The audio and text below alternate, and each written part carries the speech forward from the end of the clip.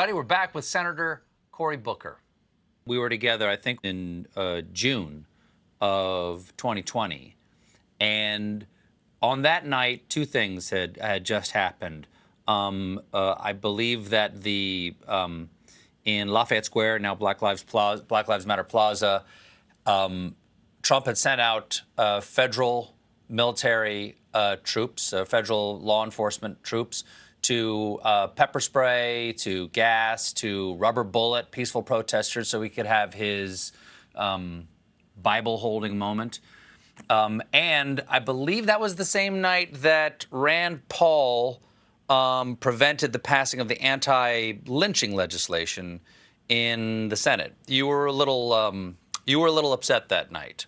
How do you feel when you see the lack of preparedness by security forces on the day of the president's rally compared to how the Black Lives Matter protesters were treated on that day and on many days in many cities?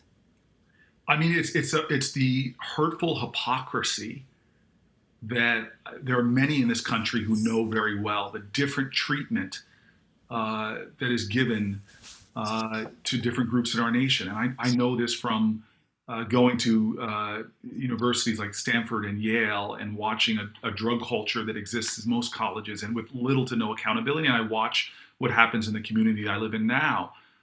We have two different justice systems. We have two different levels of treatment. And so, yeah, it hurts and it frankly enrages me. And again, what makes me more worried is not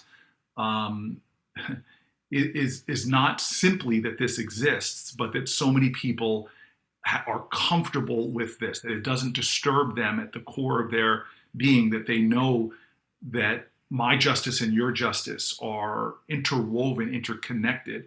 And therefore, if you are facing this kind of hypocrisy that bears upon whether how you protest or how you drive your car or what have you, then I have an obligation, you as my brother or my sister, I have an obligation to do something about it.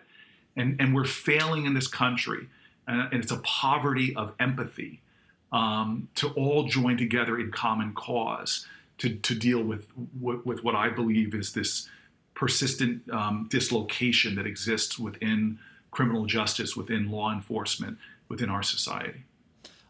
But before we go, I have one completely unrelated question to anything we've talked about so far.